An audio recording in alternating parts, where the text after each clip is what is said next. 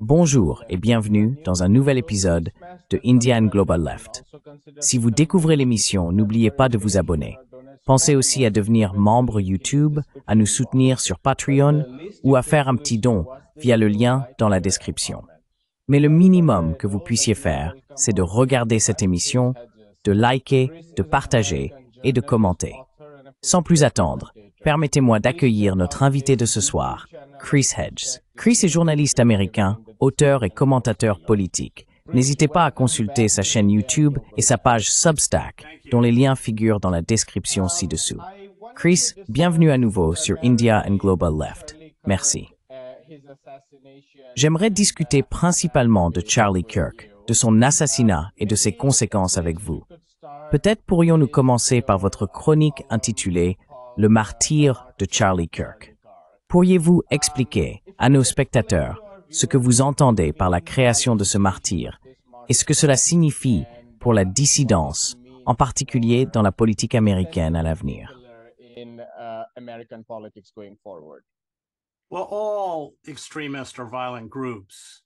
Eh bien, tous les groupes extrémistes ou violents élèvent des martyrs. C'était vrai, par exemple, lors de la Révolution russe. Il y avait un bolchevique qui a été tué lors du soulèvement de 1905, qui a servi de répétition générale pour le soulèvement de 1917. Bien sûr, les nazis avaient Horst Wessel et ensuite la chanson qui est devenue l'hymne du parti. Et nous avons vu cela immédiatement. Avant même que le tireur présumé ne soit appréhendé, Trump l'a déclaré martyr, a annoncé qu'il recevrait la médaille présidentielle de la liberté et a ordonné que les drapeaux soient mis en berne. Toute critique à l'égard de Kirk, qui était un raciste, homophobe, islamophobe invétéré et attaquait le féminisme, toute critique était interprétée comme une célébration de sa mort. Il y a eu un moment de silence au Congrès, puis quelqu'un a voulu prier, et cela a dégénéré en une dispute bruyante.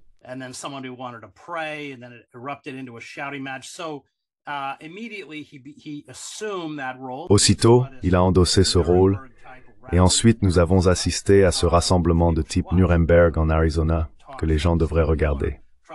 Je veux dire, les discours comme celui de Stephen Miller, le principal conseiller politique de Trump, étaient du fascisme pur et simple.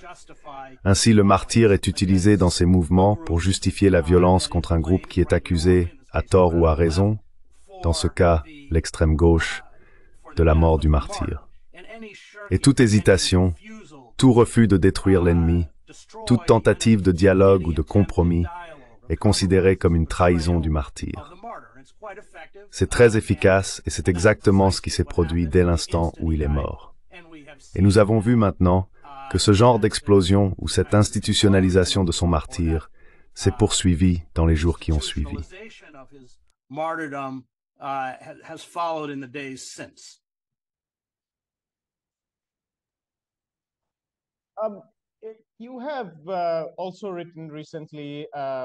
Vous avez également écrit récemment sur Antifa, dont vous n'êtes pas un admirateur. Il y a eu un débat ou des critiques de la part de, excusez-moi, j'ai un trou de mémoire sur son nom, l'anarchiste. David Graeber. David Graeber. En vous préparant face à Wall Street, vous avez critiqué Antifa. Pourriez-vous expliquer à nos téléspectateurs ce qu'est Antifa et quelles sont les implications du fait que l'administration Trump qualifie ce groupe amorphe d'organisation terroriste, en particulier pour la contestation?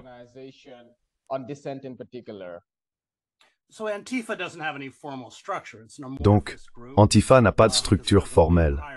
C'est un groupe amorphe, parce qu'il ne croit pas à la hiérarchie. Surtout ce segment du Black Bloc d'Antifa, qui s'est greffé au campement Occupy, ils ne participaient pas à la prise de décision ni au consensus. Ils utilisaient en quelque sorte les militants d'Occupy comme boucliers humains, puis ils sortaient dans la rue pour briser des vitrines et affronter la police, le visage couvert pour ne pas être identifiés. Bien sûr, les personnes âgées, les personnes handicapées, les personnes sans papier, elles prenaient la fuite. Le Black Bloc était composé principalement de jeunes hommes, blancs, et ils laissaient les autres derrière eux, souvent dans des situations très précaires.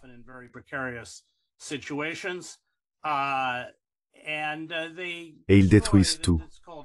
Dans leur terminologie, on appelle ça « sauvage ». Vous savez, il n'y a rien de planifié. On détruit juste pour le plaisir de détruire. C'est une attitude de foule.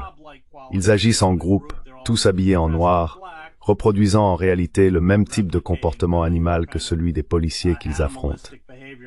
Mais mon principal problème avec eux, c'est qu'ils méprisaient totalement les militants non violents d'Occupy, tout en les utilisant en fait. J'ai écrit une chronique les qualifiant de cancer d'Occupy. Ils m'ont doxé puis venaient manifester devant les lieux où je prenais la parole, peu importe la ville. Et ils portaient tous les mêmes pancartes, sur lesquelles on pouvait lire « Va te faire foutre, Chris Hedges ».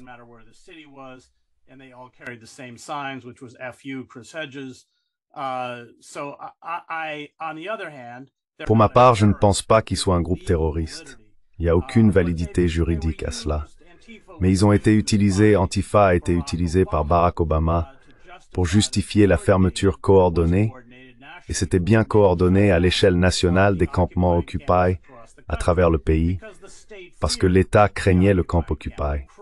Et cela dépassait les clivages politiques, cela abordait notre situation économique et politique.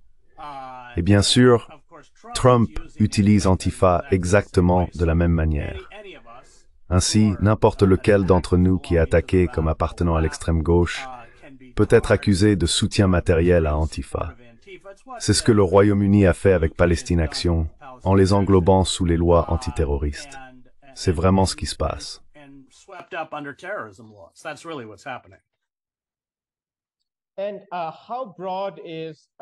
Et quelle est l'ampleur de la dissidence que Trump cherche à réprimer? Nous savons que la tentative d'assassinat contre Charlie Kirk ne s'est pas produite dans un vide. Il y a déjà eu une tentative constante et très organisée de réprimer la dissidence dans les universités, dont une grande partie est liée au soulèvement sur les campus en raison du génocide à Gaza. Nous avons vu Trump cibler des cabinets d'avocats et des personnes qui l'ont critiqué dans le cadre du processus judiciaire. Nous avons également vu Trump s'en prendre aux médias en utilisant des poursuites judiciaires et toutes sortes de menaces et de tactiques d'intimidation contre les médias qu'il n'aime pas. Et certains d'entre eux ne sont pas forcément à notre goût non plus. Mais tout cela semble très dangereux.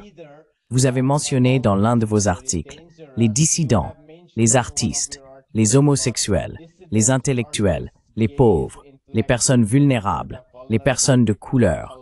Pourriez-vous nous parler du spectre de la dissidence que l'administration Trump cherche à cibler? Car il est très souvent présenté comme s'il ne s'agissait que de quelques radicaux de gauche. Et beaucoup de gens ne savent peut-être pas ce qu'il entend par là, qui il vise réellement. Eh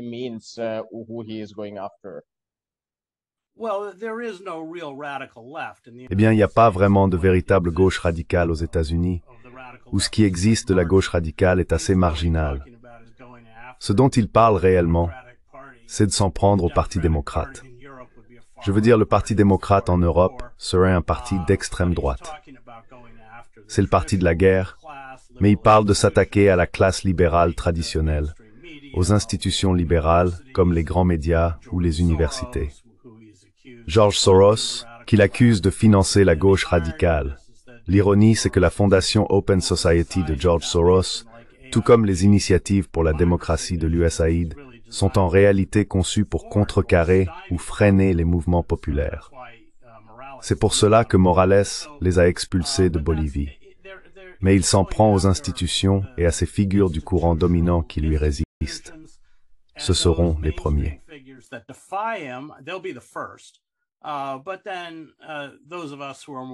Mais ensuite, ce sera le tour de ceux d'entre nous qui sont plus marginaux.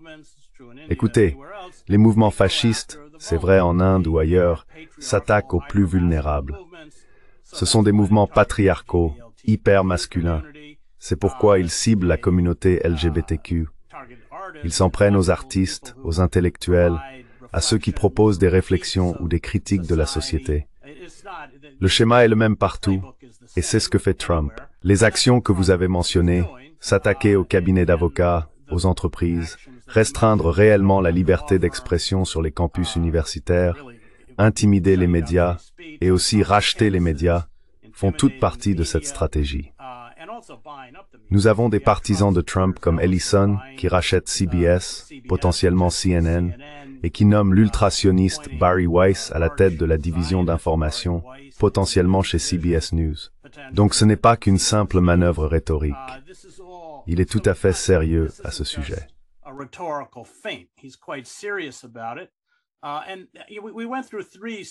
Et nous avons traversé 3 étapes.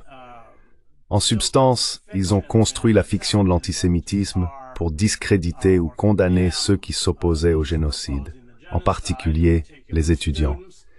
Et bien sûr, les universités ont été complices dans la mesure où elles ont reconnu qu'il y avait un problème d'antisémitisme sur le campus. Eh bien, c'est complètement fallacieux. Je suis d'accord, j'ai étudié à Harvard, j'ai enseigné à Columbia et à Princeton, et ce n'est pas que l'antisémitisme n'existe pas, il existe. Mais l'idée que ces institutions favorisaient l'antisémitisme est ridicule. Rappelez-vous que lors de l'attaque de Trump contre les universités, il y avait de nombreux collaborateurs dans les conseils d'administration, ces milliardaires des fonds spéculatifs et du capital investissement, qui agissaient comme une sorte de 5e colonne au sein des universités.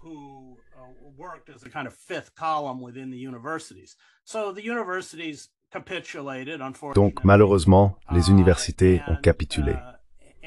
Ensuite, nous avons assisté à la diabolisation des travailleurs sans papier et des migrants, comme s'ils étaient tous des criminels et des parasites. L'affirmation selon laquelle les pays d'Amérique centrale auraient vidé leurs prisons pour inonder la frontière de criminels, toutes ces histoires, ont servi à accorder à l'agence de l'immigration ICA un budget colossal, désormais supérieur à celui de toutes les autres agences fédérales d'application de la loi, y compris le FBI, et a commencé la construction d'une série de centres de détention à travers les États-Unis. Et si quelqu'un pense que ces centres de détention sont uniquement destinés aux migrants, il est vraiment, vraiment naïf.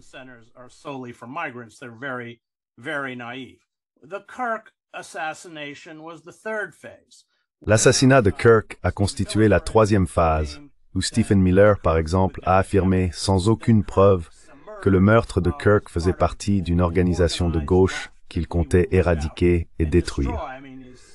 Je veux dire, son discours en Arizona était vraiment glaçant, qualifiant ses opposants de maléfiques.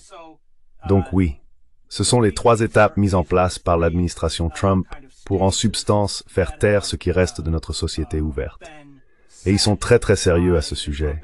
Ce n'est pas... Et quand on regarde Project 2025, je veux dire, Trump est un idiot.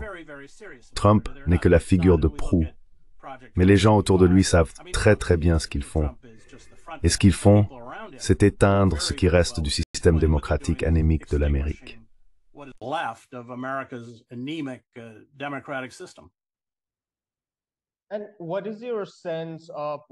Et quel est votre sentiment sur ce que, mis à part les idéologues, les auteurs du projet 2025, et en pensant à Stephen Miller, Joe Lonsdale et toutes sortes de personnes qui n'ont jamais cru en la liberté d'expression. Néanmoins, il y avait ce discours à droite selon lequel la gauche serait opposée à la liberté d'expression, qu'elle soutiendrait la culture de l'annulation, etc., etc. Et cela a vraiment été vendu à beaucoup de gens, que la gauche aurait en quelque sorte étouffé la liberté d'expression dans la société américaine.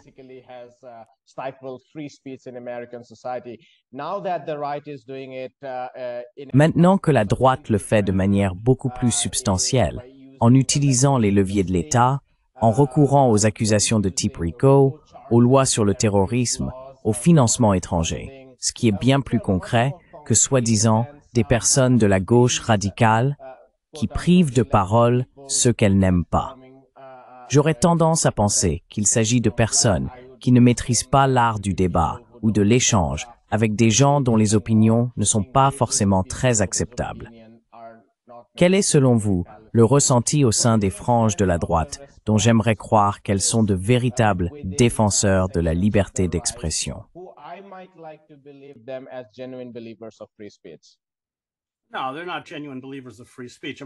Non, ils ne sont pas de véritables défenseurs de la liberté d'expression.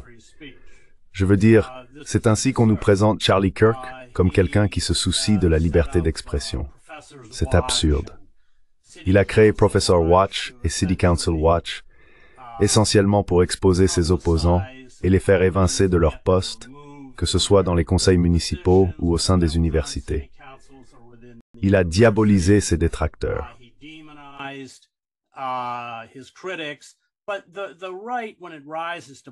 Mais la droite, lorsqu'elle accède au pouvoir, utilisera toujours le système pour dénoncer et annuler. La culture de l'annulation était réelle. C'est un peu ridicule de dire le contraire. Comme vous le soulignez, elle n'avait pas le pouvoir de l'État pour réellement faire taire la liberté d'expression, mais c'était un mouvement assez nuisible sur les campus universitaires, par exemple. Ainsi, la droite prétendra toujours que tous ses droits de s'exprimer et ses libertés sont sacrés lors de son ascension au pouvoir. Mais une fois qu'elle détient le pouvoir, elle fait taire tout le monde. C'est la trajectoire traditionnelle, et c'est précisément ce que nous voyons. Donc l'idée qu'ils se soucient de la liberté d'expression est ridicule. Ils se soucient de la liberté d'expression jusqu'à ce qu'ils aient le pouvoir de la supprimer. Ensuite, ils n'en ont plus rien à faire.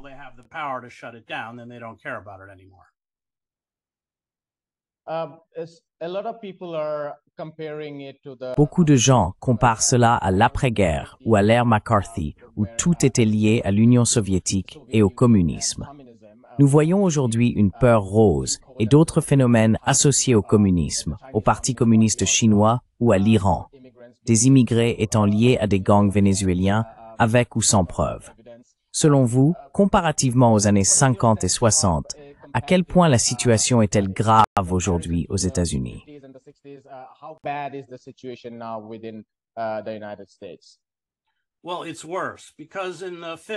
Eh bien, c'est pire parce que dans les années 50 en particulier, c'était le macartisme. Il y avait des listes noires. Le FBI se présentait dans une école sans aucune preuve. Il donnait une liste de professeurs, même dans les lycées, et ces enseignants ou professeurs perdaient leur emploi et étaient mis sur liste noire. Ils ne pouvaient plus être embauchés. Ils ont chassé des gens d'Hollywood. Ils s'en sont pris à des journalistes comme I.F. Stone qui, au plus fort de l'ère McCarthy, ne pouvait même pas obtenir un poste au magazine The Nation. Alors il a lancé I.F. Stone's Weekly dans son sous-sol. Mais les institutions sont restées intactes. Les institutions ont cédé aux exigences du macarthisme, y compris en forçant les professeurs à signer des serments de loyauté. Aujourd'hui, il s'agit de la prise de contrôle des institutions elles-mêmes, voire de leur destruction. C'est donc bien plus inquiétant que sous le macarthisme, aussi mauvais que celui-ci ait pu être.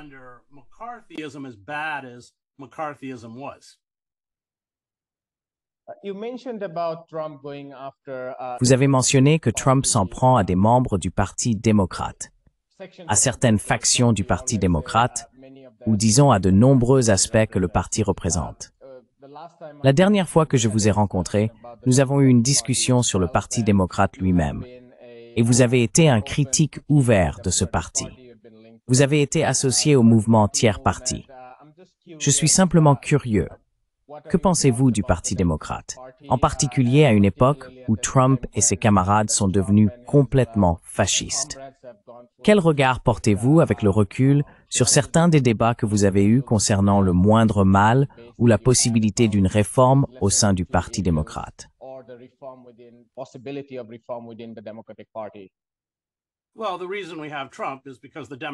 Eh bien, si nous avons Trump, c'est parce que le Parti démocrate est en faillite. Il ne fonctionne pas réellement comme un parti politique. Sa base n'a aucun mot à dire dans la prise de décision du parti, dans ses politiques, ni même dans le choix du candidat. Kamala Harris n'a jamais eu de primaire. Elle a simplement été désignée. Le parti est totalement captif de l'argent des grandes entreprises. J'ai vu la dernière élection présidentielle comme un affrontement entre les corporatistes et les oligarques. Les corporatistes veulent une forme de capitalisme, les oligarques en veulent une autre. Les corporatistes recherchent la stabilité, notamment avec les accords commerciaux. Ils investissent à l'étranger et il faut parfois des décennies, parfois 1 ou 2 ans, avant que ces investissements commencent à rapporter des bénéfices.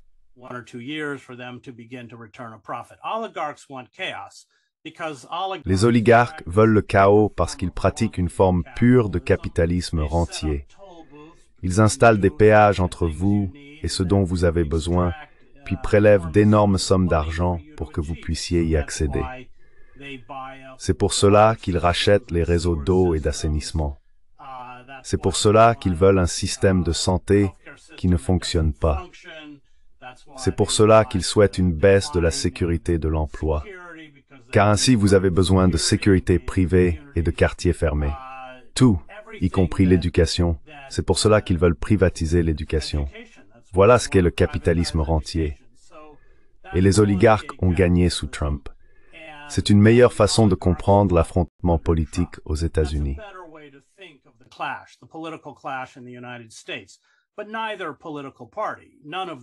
Mais aucun des partis politiques, aucune des élites dirigeantes ne répond aux préoccupations et bien sûr à la privation économique croissante qui touche la majorité des États-Unis. Les démocrates ont été des partenaires à part entière de la désindustrialisation. En fait, ils l'ont menée sous Clinton en 1994 avec l'accord de libre-échange nord-américain. Clinton et Biden ont été les principaux instigateurs de la militarisation de la police et de l'expansion massive de l'État carcéral. Nous avons la plus grande population carcérale par habitant au monde, plus de 2 millions de personnes, dont 40% n'ont pas commis de crimes violents. La loi des 3 coups.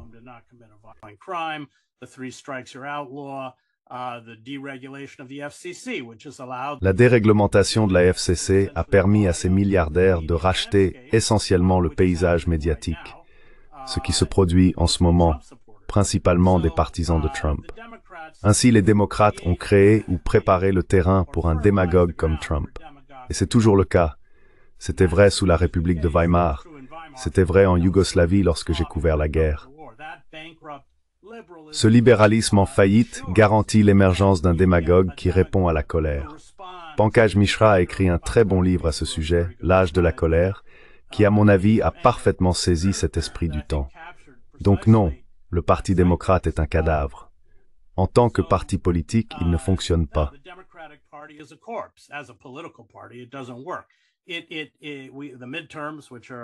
Les élections de mi-mandat, qui malheureusement n'auront lieu que dans un an, voient Trump et ses alliés, à travers le charcutage électoral, c'est-à-dire le redécoupage des circonscriptions, travailler très dur pour s'assurer de conserver la majorité à la Chambre et au Sénat.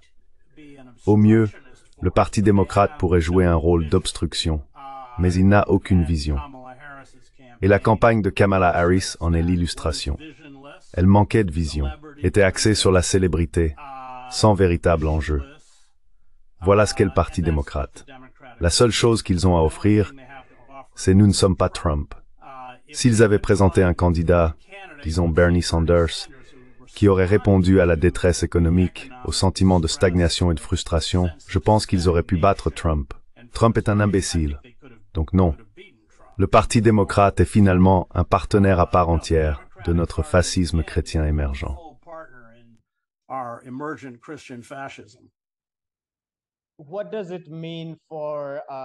Qu'est-ce que cela signifie pour Biden et pour les politiques alternatives aux États-Unis?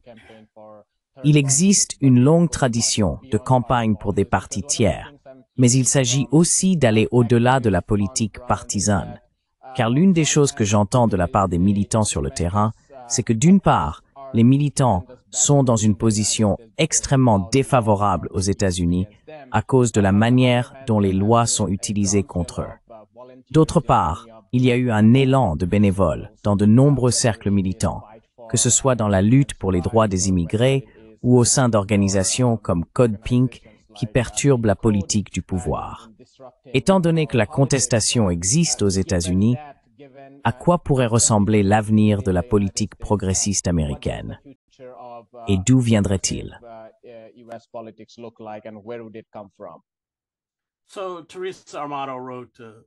Teresa Amato a écrit un excellent livre. Elle a été la directrice de campagne de Ralph Nader et c'est aussi une brillante avocate à part entière, intitulée Grand Illusion. J'ai travaillé pour la campagne de Nader Et dans ce livre, elle expose comment les deux partis au pouvoir ont conspiré pour bloquer les partis tiers, allant même, dans de nombreux cas, jusqu'à les empêcher de figurer sur les bulletins de vote. Et je pense qu'à ce stade, toute notre énergie doit être consacrée à la construction de mouvements militants qui commencent à paralyser et à mettre l'État à l'arrêt. Cela passe principalement par le mouvement ouvrier. Et tu as raison, Code Pink et d'autres groupes ont vu un élan massif de soutien.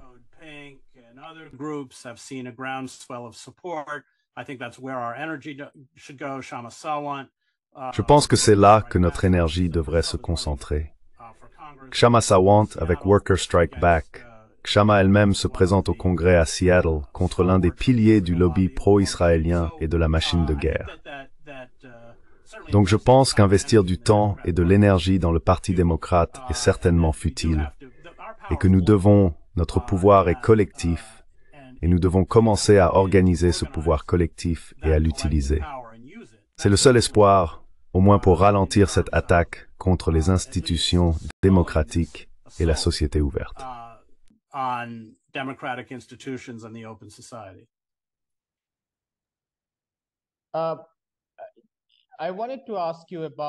Je voulais vous interroger sur ce dont parle Max Blumenthal et d'autres, l'assassinat de Charlie Kirk. À savoir que, vers la fin de sa vie, Charlie Kirk commençait à critiquer certains aspects de la droite concernant leur soutien à Israël. Et, si j'ai bien compris, cela faisait partie des pressions venant de la base au sein du mouvement MAGA, qui considère le camp sioniste ou le soutien inconditionnel à Israël comme quelque chose qui ne représente pas le principe America First. Quel est votre avis sur cette analyse qui circule dans certains milieux de la gauche à propos de l'assassinat de Charlie Kirk?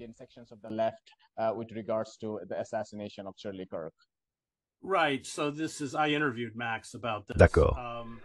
J'ai donc interviewé Max à ce sujet, et il couvre bien sûr la droite, et en particulier Kirk depuis de nombreuses années. Les sondages illustrent le fait que même parmi la base MAGA, surtout chez les jeunes, il y a très peu de soutien à Israël. Kirk n'a certainement pas pris position en faveur des droits des Palestiniens, ni offert de condamnation franche du génocide. Mais il a laissé de la place à des critiques comme Tucker Carlson et d'autres opposants au projet sioniste et au génocide. Selon les reportages de Max, cela a profondément irrité certains membres de ce camp.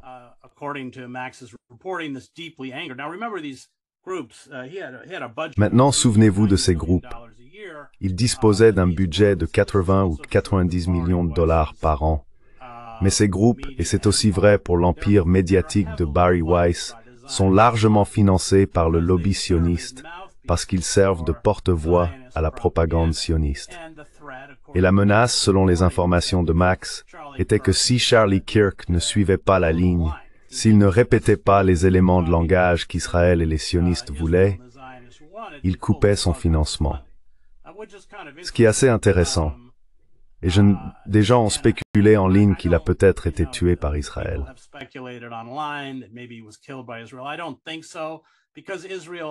Je ne pense pas, car Israël avait de nombreuses façons, à commencer par le retrait de financement, de couper l'herbe sous le pied à Charlie Kirk, puis l'assassinat de caractère et la diabolisation, domaines dans lesquels ils excellent.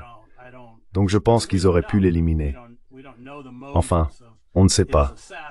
On ne connaît pas les motivations de son assassin puisqu'il ne coopère apparemment pas. Mais oui, c'était très intéressant. On voit des fissures partout.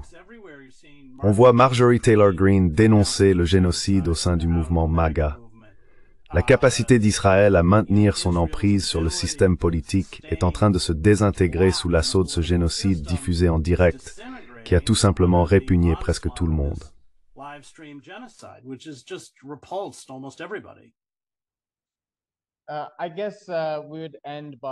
Je suppose que nous terminerions en vous interrogeant sur le génocide lui-même et sur votre perception de la situation à laquelle nous sommes arrivés à Gaza et en Palestine dans son ensemble. Quel est votre ressenti sur ce qui se passe concrètement sur le terrain là-bas?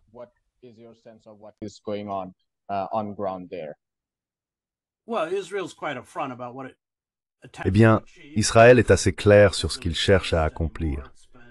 Gaza n'existe pratiquement plus. Elle a été bombardée et rasée jusqu'aux décombres. Les Palestiniens sont attirés par la promesse de nourriture, qui bien sûr se résume à ces maigres approvisionnements alimentaires et à la soi-disant fondation humanitaire de Gaza. Et puis, une fois qu'ils y arrivent, ils sont enfermés dans des camps de concentration. On ne leur permet pas de retourner vers le nord. Israël parle de déplacer les Palestiniens hors de Gaza. La question est de savoir où ils aimeraient les pousser dans le Sinaï. Et ils parlent de vider la Cisjordanie.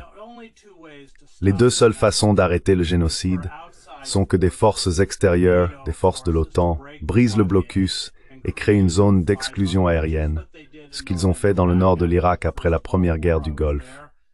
J'y étais avec les Kurdes, ou que les États-Unis suspendent les livraisons d'armes, car Israël a épuisé ses stocks d'armes depuis longtemps.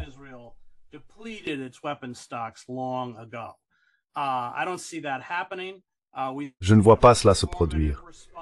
Nous assistons à une réponse purement performative de la part du Royaume-Uni et d'autres gouvernements en déclarant un État palestinien. C'est du théâtre kabuki. Rappelez-vous que le Royaume-Uni n'a réduit ses livraisons d'armes à Israël que de 10%. C'est simplement une façon de se dédouaner aux yeux de l'histoire. La seule action significative serait d'arrêter les livraisons d'armes. Je ne vois aucune de ces choses se produire, et par conséquent, malheureusement, je pense qu'Israël atteindra son objectif de nettoyage ethnique à Gaza, puis ils se tourneront vers la Cisjordanie pour faire de même. Cela provoquera d'énormes bouleversements en Israël et dans le monde arabe. En même temps, Israël étend le territoire du soi-disant Grand Israël, non seulement en s'emparant de Gaza, mais aussi de parties du sud du Liban et jusqu'à Damas en Syrie.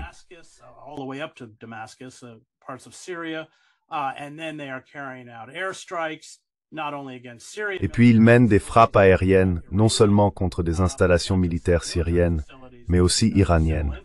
Et pas seulement des installations militaires, mais également des infrastructures civiles. Et je pense qu'avec cette dernière réunion au Qatar, on observe une prise de conscience peut-être de la part des régimes arabes qu'Israël entend essentiellement devenir une puissance quasi-impériale. Israël ne compte qu'environ 6 ou 7 millions d'habitants. Je crois qu'il y a 467 millions d'Arabes et encore 90 millions d'Iraniens. Et vous avez eu par exemple Sisi en Égypte qui pour la première fois a qualifié Israël d'ennemi. Je veux dire, tout cela est significatif. Donc je pense qu'Israël va trop loin. Mais à court terme, je ne vois aucune force extérieure capable d'arrêter Israël dans sa campagne insensée, génocidaire à Gaza et, en fin de compte, en Cisjordanie. Israël contrôle 80% de la Cisjordanie.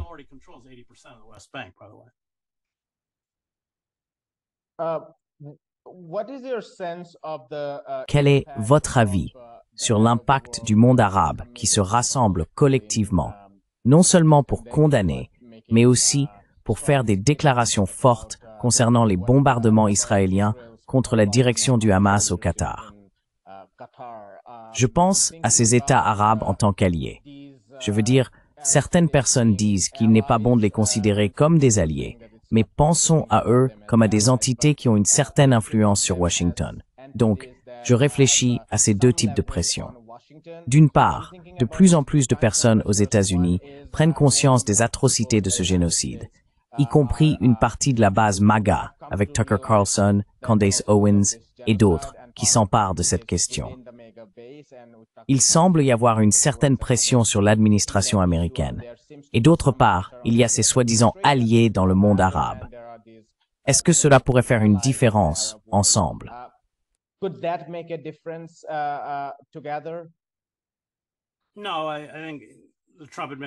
Non, je pense que l'administration Trump est complètement sous l'emprise du lobby israélien. Les déclarations fortes ont depuis longtemps perdu toute signification. Chuck Schumer publiera toujours une lettre au ton ferme pour chaque violation de la Constitution commise par Trump. Mais cela ne veut rien dire. Il existe des conséquences immédiates, des mécanismes que ces États arabes, la Turquie et d'autres peuvent utiliser. Ils peuvent refuser à Israël l'accès à leur espace aérien. Ils peuvent couper le corridor terrestre. Les Yéménites, les Houthis, ont perturbé le trafic maritime aux Émirats arabes unis. L'Arabie Saoudite et la Jordanie, lorsque j'étais en Jordanie l'été dernier, ont mis en place un immense corridor terrestre, littéralement des centaines de camions.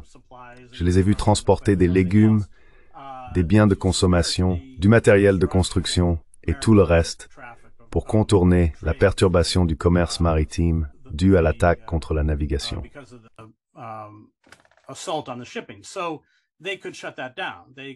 Ils pourraient donc mettre fin à cela, mais ils ne le font pas. Et c'est parce qu'ils sont en grande partie des marionnettes des États-Unis. Mais ils doivent faire face à une situation très... J'ai beaucoup été au Moyen-Orient depuis le 7 octobre. Égypte, Jordanie, Cisjordanie, 2 voyages au Qatar. Et dans la rue, les gens sont furieux et ont toutes les raisons de l'être face à la trahison des Palestiniens par leur gouvernement. Vous avez donc des régimes autocratiques comme celui de Sisi, en Égypte, qui interdisent toute manifestation parce qu'ils reconnaissent, sans doute à juste titre, qu'au moment où les gens descendront dans la rue pour protester contre le génocide à Gaza, ils protesteront aussi contre le gouvernement égyptien qui contribue à faciliter ce génocide. C'est donc très volatile. Et vous savez, j'attends des actions concrètes. Nous n'en avons pas encore vu.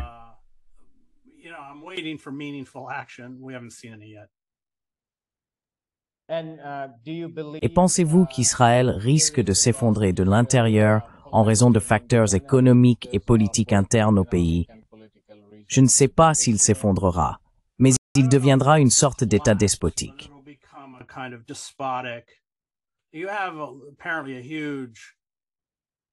Vous avez apparemment une énorme fuite d'Israéliens, en grande partie laïcs. Certains chiffres, vous savez, c'est un petit pays, mais on parle de jusqu'à un demi-million de personnes. Netanyahou et les sionistes religieux ont clairement pris le contrôle. Il y a donc cette guerre entre la société israélienne laïque et la vision messianique de Ben Gvir et de ce genre de figures. Quant à savoir si cela va s'effondrer, je veux dire, Ilan Pappé parle d'un effondrement. Peut-être d'ici 3 ans. Je pense qu'il est difficile de prédire cela. Que l'Israël se désintègre en une sorte d'État-nation despotique et théocratique est probablement inévitable, accompagné d'un certain déclin économique. L'un des effets du génocide a été de semer le chaos dans l'économie israélienne. Mais combien de temps cela va durer? Je ne voudrais pas m'avancer.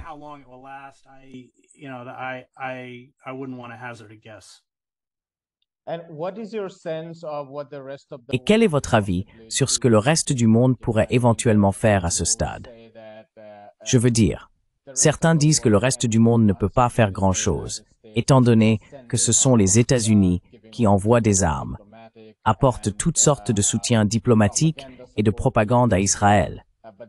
Mais il y en a aussi d'autres qui parlent de boycott, de désinvestissement et de sanctions. Je suis curieux. Étant donné l'attaque de l'administration Trump contre toutes sortes d'organisations internationales, des Nations Unies à l'OMC en passant par la CCNUI, etc., vous les nommez, ils attaquent tout. Et c'est comme si le reste du Sud global, qui n'a jusqu'ici pas été inclus sur un pied d'égalité dans ces organisations internationales créées après la Seconde Guerre mondiale, s'était maintenant précipité pour protéger quelques vestiges de ces organisations. Dans une telle situation, que pensez-vous que le reste du monde puisse faire, étant donné que ce génocide est si intolérable pour tant de personnes à travers le Sud global?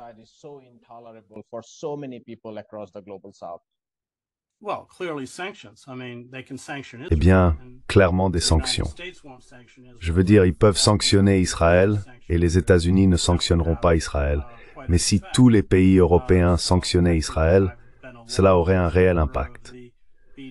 Donc je pense, j'ai longtemps soutenu le mouvement BDS parce que c'est ce qui a paralysé l'Afrique du Sud et son économie, et c'est le mécanisme que nous devons utiliser contre Israël. Nous en sommes encore loin, mais c'est la façon de mettre Israël à genoux.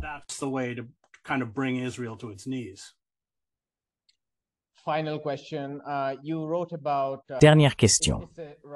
Vous avez écrit à ce sujet, c'est une question assez philosophique, ou peut-être stratégique, sur la violence et la dissidence.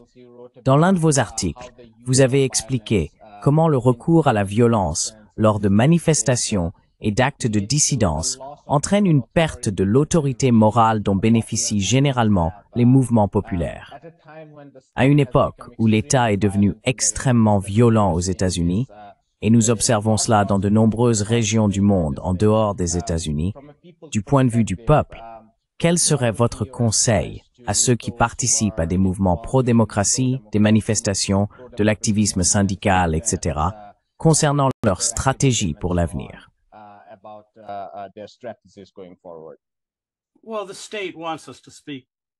Eh bien, l'État veut que nous parlions le langage de la violence, car c'est un langage qu'il maîtrise bien mieux que nous.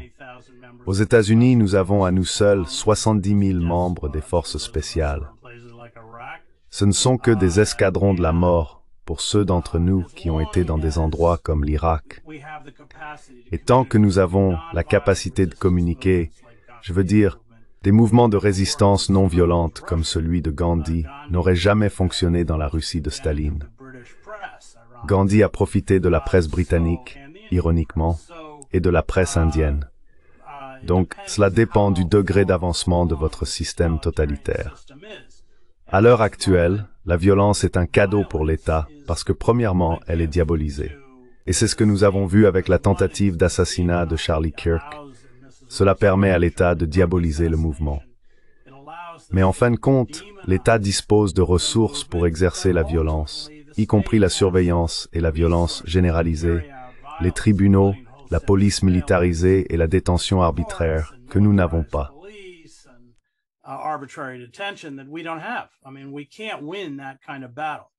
Je veux dire, nous ne pouvons pas gagner ce genre de bataille. Cependant, quand vous savez, j'ai couvert la guerre au Salvador, j'ai couvert la guerre en Bosnie, quand tout est paralysé, alors on assiste à une réaction violente. Cette violence est souvent nihiliste. Mais à ce stade, votre société civile est terminée. Elle est éteinte. Elle n'existe plus. Donc j'espère que nous n'en arriverons pas là. Mais pour l'instant, la violence est profondément contre-productive pour ceux d'entre nous qui veulent un véritable changement social. Nous avons la capacité de paralyser le système. Vous savez, Batista à Cuba n'a pas été renversé par Fidel et les Barbudos, il l'a été par une grève nationale. Idem pour le Shah en Iran. Et la capacité de stopper essentiellement l'activité politique et le commerce est entre nos mains si nous nous organisons. Et c'est vraiment, en ce moment, ce que doit être notre objectif.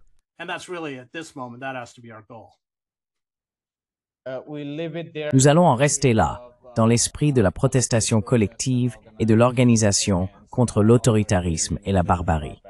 Chris, merci beaucoup pour votre temps. Merci. Bonjour, je m'appelle Ayushman. Avec Jyotishman, nous avons lancé cette plateforme. Depuis 2 ans, nous essayons de créer du contenu pour les forces de gauche et progressistes. Jusqu'à présent, nous avons interviewé des économistes, des historiens, des commentateurs politiques et des militants. Si vous appréciez notre contenu et souhaitez que nous construisions une archive pour la gauche, j'ai 2 demandes à vous faire. Merci d'envisager de faire un don à cette cause. Le lien se trouve dans la description ci-dessous.